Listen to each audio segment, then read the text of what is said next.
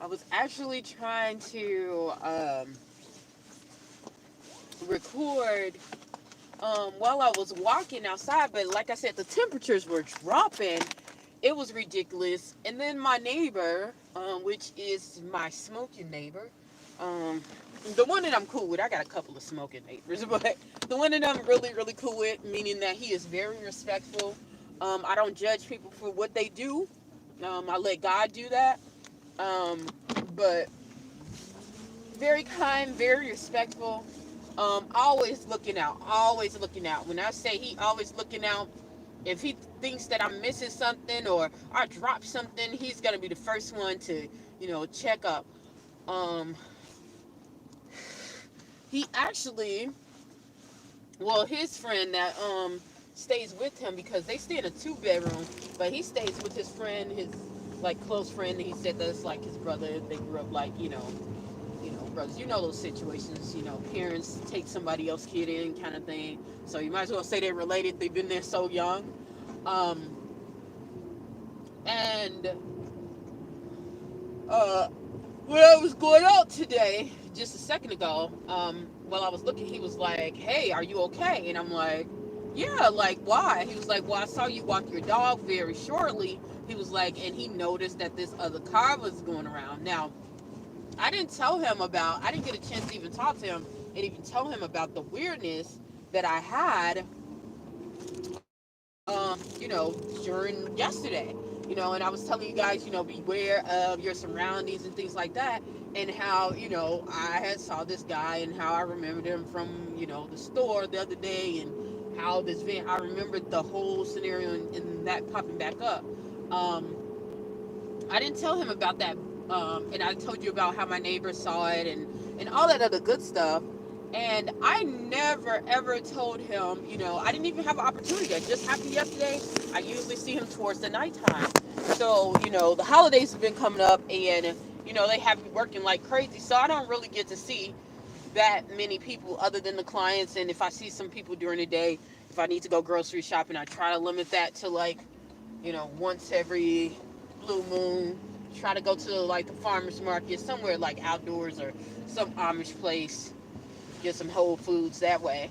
Um, but he comes to me, he says, he gets out his car, he like, "Baby girl, like I just literally had to walk around your car because it was this guy." He was like, he didn't say guy, he was like, it was this man, but he didn't call him that. He called him another name, but he was just like, it was this man. I'm gonna say man. It was this man that was, looking around your car. He looked under your car.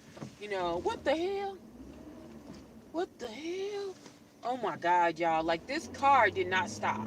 I don't know what was going on, but he was zooming so fast as if he was going to rear end me. Like, that was weird. I'm going to turn because I don't like that around me. Now, I know he not doing that to go to no Taco Bell. I know he lying. You need to take your butt home.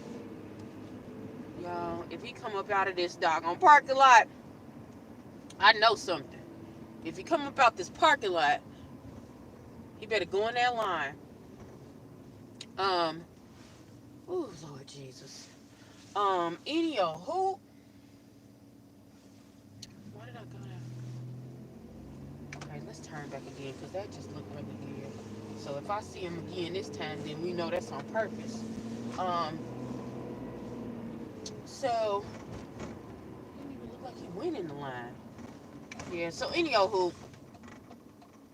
He was just telling me how, this guy was really weird. He was like, "Yeah, my brother told me, what else? You got to be careful. You got to be careful. Like, if you out here late," he was like, telling me what time he get off. He's like, "You out here late, let me know so I can walk you into your place. Like, this, we ain't having it." And I was just like, I felt so relieved. I felt so like, thank you, Lord. Like, thank you, Lord, for bringing me around very peaceful people, very calm people, people who really look out, because I was not in an environment like that before, and I know the consequences of having, I told you guys about that yesterday, the consequences of not having that, and that was so traumatic for me. Um,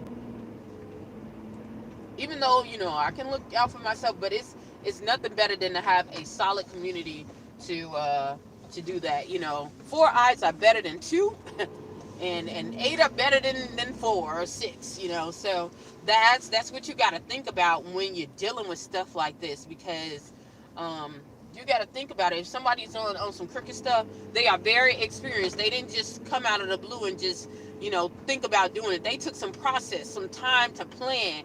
So don't take it, you know, lightly. Um, what else? Yeah, so yeah, I was just like, wow, like I'm so grateful. Like, thank you so much, God. Like, so he was asking me. He also asked me like, where are you going? Like, you know, and I was telling him about, you know, because he knows I go and do stuff for like the shelter. A lot of people in my area know that I do stuff out here. So, you know, they be on the lookout. Some of the police officers are on the lookout. Um, but not too much. They'll see what you're doing. They know that you're okay, so they'll try to, you know, if you're out here too deep, you know, too long, and they think, you know, it's kind of dangerous, they'll swoop on by or something like that. Um, but most of the time, I just have to lean on God and ask God, you know, have God lead and direct. Well, I always have to do that, you know, have God lead and direct me. But sometimes He puts people right there in my path to just boom, just protect me, to cover me, because these people are, man, they are very sneaky, very crafty. And he was like, I don't know what it is, but he was like telling me like, you might need to go and park my car in the parking garage instead of the parking lot, which I usually do in the winter. But I was having some issues with that last year. You know, I would park in and my freaking tires would be slashed. It was just weird. Um, and that was happening to a couple of people too. So um, I didn't really. I looked at it as odd, but not too much. Um, Shoot, what else? Oh yeah. So that's what I just, you know, came through. I started to go. I thought when I walked my dog, I was gonna maybe go to sleep, take a little nap, get back up at around 5 and try to do the walk, and find out where I was going to be located. But I remembered that around 5 o'clock this Thursday is going to be extremely tough because it's towards the holidays, and that's when people go berserk. Um, why is this car going this way, huh? Okay. We ain't playing that game. Um, this is when, yeah, had no other choice but to turn. Okay, so this is when people volunteer the most. This is when people, you know, they're out here. They're just out. They're out. They're serving. Um, so I know that the weekend is going to be quite hectic. It's going to be quite hectic. Um, so I was just like, you know, let me get it out the way. Let me go out here and just get it cracking, okay? So that's what I did. And then I'm so grateful that I did, because I wouldn't have been able to talk to my neighbor and find out what was going on right then. Also, I felt this eerie feeling. Like, I wouldn't have been able to tell what was going on, but I also, like I said, I also felt this eerie feeling. I'm sorry, I'm like cutting off and jumping, but it got me so, like, when I thought about it, it jumped me off. um, I had this eerie feeling if I lay down like I was going to be attacked. Sometimes you have to listen to the voice of God during these times.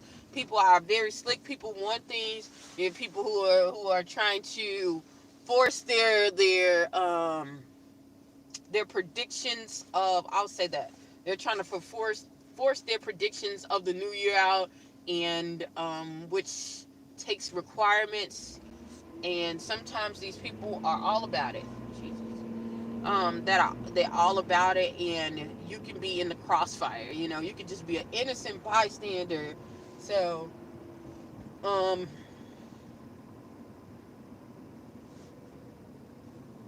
so with that, I say,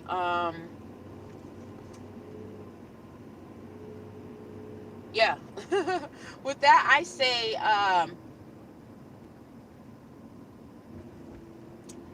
Be careful. Look, be careful. Um, I had a, oh man, this one was real tough. I had an incident where I literally saw somebody praying against me so deep. When I say I had a, like like I know that was God letting me know what was going on, okay? Like, this person didn't like me to the point like they paid somebody to do some stuff. I literally, and then what was making it even tougher, God had me to pray, and I could only pray a little bit and fell asleep. But when I fell asleep, that's when the attack came, and I literally, like, it instantly, like, God quickened me, like it was just swoosh, like, in the spirit. But listen, it was so real, because, and this is how I knew it was real. When I woke up, I went right directly to the man's YouTube page, who was all into it, like. So when I say be careful, when I say be careful, be careful, be careful. That stuff don't be happening on an accident. It sure don't. Look, it surely don't. Trust and believe it don't. They might want to tell you that, but nothing happens on an accident. A lot of this stuff is because of your actions. You not. Oh no, we ain't playing that game, buddy. It might be your actions of not doing something on time or something like that. But at the same time, remember, nothing comes on an accident. Nothing happens accidentally. Like, pray. God, cover me, protect me. If God tell you to move out of somewhere, like, or to shift, or you feeling uneasiness, pray. Pray, pray, pray. You know, I wouldn't even tell. I know people like, well, call your pastor, call this. Listen. God showed me, during my life, because if you guys have been watching my videos, even from the beginning, you see how I went to my minister for assistance and that does not always happen in every situation, but to me, he was not there, not because he was a man. He was not there because he wasn't there spiritually, okay? And um he wasn't there spiritually. So um wow. Because of that, I had to learn how to pray, and pray better. Pray, when I say pray better or harder, I mean, pray in the spirit. Ask God, have a relationship, a true relationship with God. um I should have parked over there. Have a true relationship with God, so when the enemy comes, you know what to stand on, which is His word.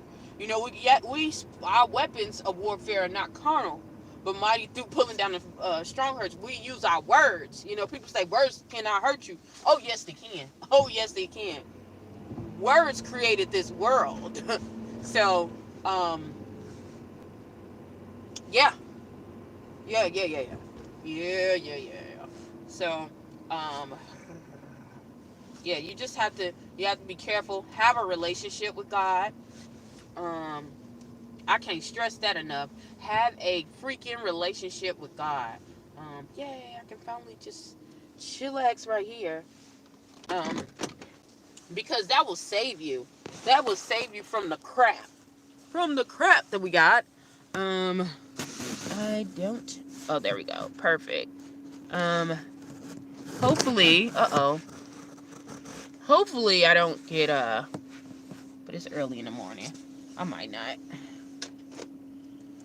Um, hopefully I don't get, turned over or something like that. But if I do, whatever, I still have my ID and all that other good stuff. So, yeah, it's all good. Uh, well, yeah. You guys just stay prayed up. Um, stay prayed up. Um, keep your focus. Keep your focus on God. Have that relationship, and when you feel like you falling apart, usually it's because your relationship is getting thinner. When you feel like you gotta force things, it's because of that relationship. Get closer to God. Get closer to God. And this is something that I learned that I have to do more than ever, because it's like The closer you get to success, or what you're called to do, that's what I believe success is. The closer you get to that, all right. Weird.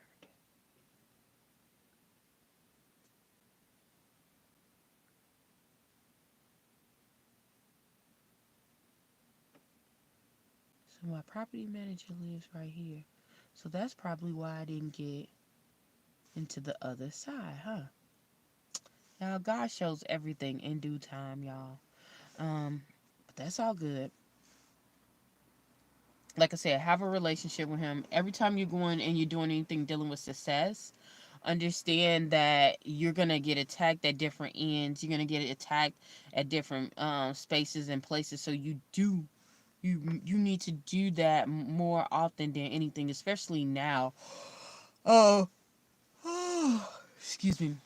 Um, the other thing that I wanted to talk about was um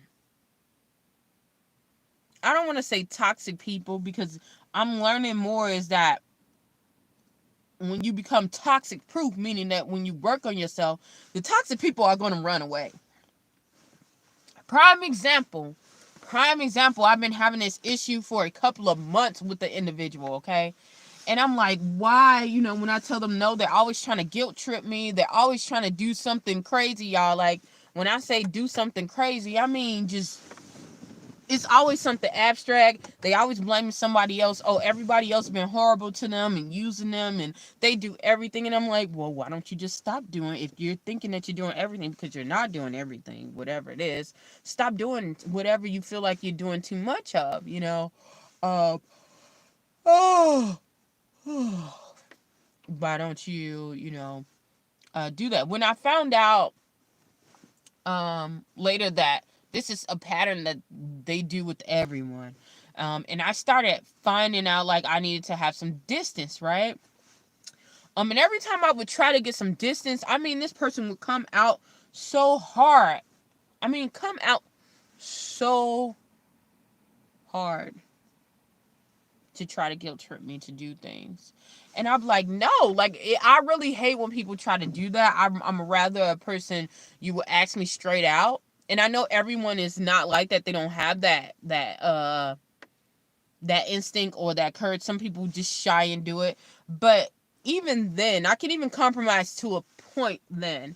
But if you do it to a way it's manipulative, where you just don't want to tell, but you want to just force it, and then you finally ask, and then you don't get the answer that you want, but you still are going to try to push it without, after not taking what I said for what it is, then I lose respect. I lose respect, because it's like, now you don't have respect for my for what I said, or my boundaries. If it's something that you want to do and it's something that I don't want to do, find whoever wants to do it. It doesn't mean that you have to try to force me to do it or manipulate me to do something. So, prime example. Oh my goodness. Now we got this little dude. Let's lock this door, because people are retarded. Because I don't have my gun or my taser, because I have not put it in. So, um, where is he going? Oh, I see. So, um, anywho, I give myself, and I'm like, you know what? I start planning, like, look, and start planning with my boundaries. It wasn't just with that individual, it was with everybody. I felt like, in order for me to be better, I needed to take responsibility in the things that I needed to do. And if I take responsibility of the things that I want to be done and I need to have done, and put my foot down, then I will be more happier in my life. And I did it. Now, it was very uncomfortable, okay? But let me tell you what happened then. The first time I said no, they started pushing back. Oh, well, why will you do this? So I, said what I needed to say. I didn't try to piggyback anything, and I kept it moving. Um, After that, they still was trying to push it. They were trying to do the whole guilt trip thing, and um, everything else. And I'm like, okay, so, um, what am I going to do? I'm just going to create some distance. So I did. I created some distance. I stood my ground. I didn't, try to explain, because at first I kept explaining. What is that?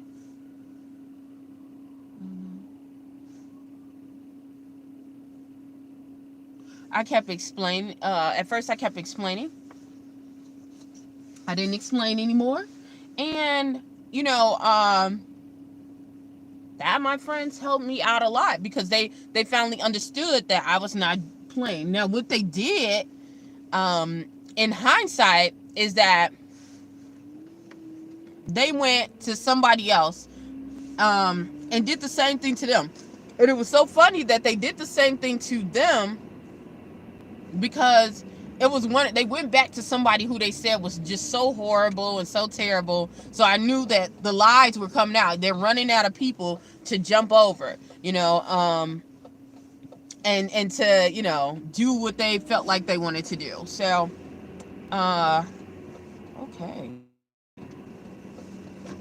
So that's where I got what I got with that. I was like, okay, we see that this person is just gonna play the little poor me, the I'm the victim role, which they were good at doing. And sometimes you feel like that, because you've been in a situation, and if no one helped you, you feel like, well, this could have been me, and this was me. And not everybody is like you. Don't put yourself in everybody's shoes, because everybody ain't you.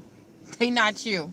Okay. But yeah, they played that game, and they were like, went to somebody else. And then, not only did they do that, they went and tried to call me and say, look, I did this. And, it hurt a little bit, because it was just like, okay, well, especially if they're doing something and they sound like they're doing better, you know, um, and it's like they're taking initiative, and they're like, well, why couldn't you take that initiative when you were around me? Why did I have to pick up the slack? Or, you felt like you were helpless.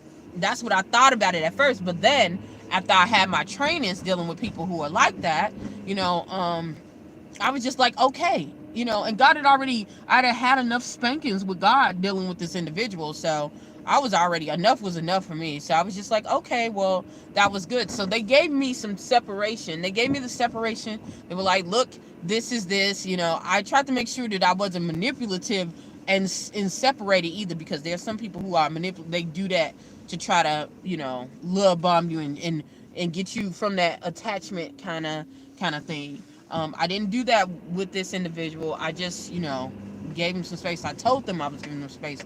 They didn't, and then I ended up giving them space. And it doesn't necessarily mean that you're a bad person if you can't tell them that you need space. Sometimes it's better not to tell. But anyhow, as things progress, I noticed that, because I said no to certain things that they wanted right then and there, um, not only did they find somebody else, but now they're supposedly doing so much better, in the same situation that they said was causing so much hell. And not only that, they disappear. You don't have the 12,000 calls every day.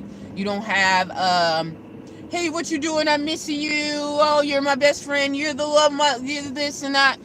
None of that. None of that. So I say that to say this.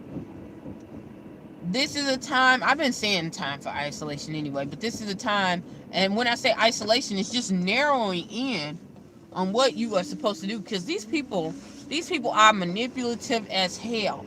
It's a lot of people that don't want to grow. They don't want to grow, and sometimes we get stagnant ourselves. I gotta be honest, sometimes I get stagnant myself, because I get nervous, because you get to the next level, you got something else to go, but I keep pushing forward even if I am fearful. But these are some people who, they don't want to grow. They really don't want to grow. They want to play the game of, come save me. Come save me. I've been through so much, and whatever I've been through, even if it's less than yours, it's more. I'm more valuable, so I don't have to work on myself to make it better. I want you to come do the work and save me. Now, they're not gonna say it like this, but you're gonna see it in their actions when you all hell is breaking loose, or you say, okay, well, I can help you if you do this, or if you help me with this. I have to do this. Can you help me with this? Then we can get on with this project. They're going to get up and they're going to disappear. Now, if it's something dealing with partying or something drinking or something that they want to do, it's going to be fine and dandy. This is how you're going to know that what you're dealing with. This is how you know what you're dealing with. They got all the time in the world to party. They got all the time in the world to drink. They got all the time in the world to do all kind of dumb stuff. All kinds of dumb stuff. But they can't straighten out their lives. They can't solve the problems of somebody. Oh, somebody's always taking advantage of me and I'm just a good person. Because guess what?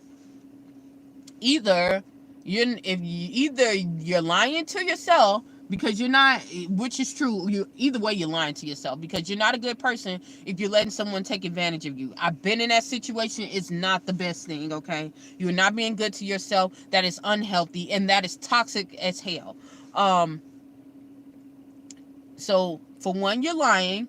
Either you are being unhealthy, trying to being a people pleaser, or you are the toxic person that I'm gonna be this because I'm expecting something else, and when I don't get it, I'm subconsciously expecting something else. I'm not gonna tell you that what I'm expecting, but when I don't get it, I'm gonna manipulate and I'm gonna twist you into buns, into knots, until I get my way. And when I don't, I'm going to twist it around and make you seem like you are nuts and you are the crazy one because I didn't get what I wanted, although I didn't verbally say it. And I knew and the reason why I didn't verbally say it, see, the reason why people don't verbally say things like that is because they know what they're saying is toxic and it doesn't balance out to what they're giving you. They might give you a meal. I had a person that was like that. Like, they'll be like, oh yeah, I'm gonna take you out to lunch. I know you like to eat. Like, yeah, I like to eat. But they'll take me out to eat and then they want me to take them to 12,000 places. And I got to the point where, like, no, after the second time, it's like, no, I can pay for my own place, my own food. Or, I got a companion that, does that, or I can pay for my own stuff. Or I have other friends that do that. Like, no, and I had to nip that in the butt because I already saw that things like that, people will do this stuff. This is the stuff that I'm telling y'all, it will come out. But this is what I had to deal with this particular individual. And at first it gave me a little bit of shock, because if you're around somebody, whether you want to or not, you get to a level of comfortability. When they remove themselves from you, whether it's toxic or not, it's going to give you a shock. Because you're used to that presence. You're used to them being around. So when they are not, it's going to do something to you. And that's what it did. It gave me a little shock, but it gave me peace of mind because I knew already. I wrote down, I had went through all the emotions and the feelings and everything else, that the relationship was becoming diabolical. The relationship dynamic was becoming beyond toxic, beyond what I would like to handle or would like to have it as. So I was okay with the separation. But I just thought that was so ironic that people all of a sudden they can find places to go or things to do when you say no. They can find someone else to do it. Oh, nobody else can take me to work, or nobody else is going to be able to do it. But then when you have something else to do, then they literally, I'm telling y'all, they will literally over the next second have someone else to do it. And it'll be the same person that they said, was this horrible person. So